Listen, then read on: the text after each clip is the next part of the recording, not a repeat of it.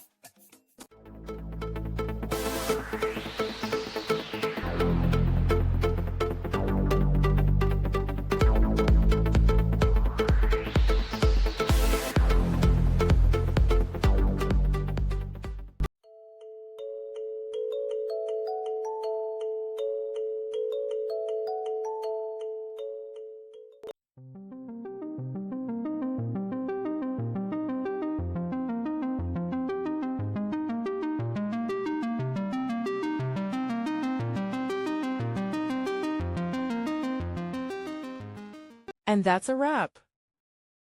I hope you found the answer you were looking for. If you did, take a second to hit that subscribe button. It really helps out. And let me know in the comments which solution worked best for you. See you next time in the debug zone.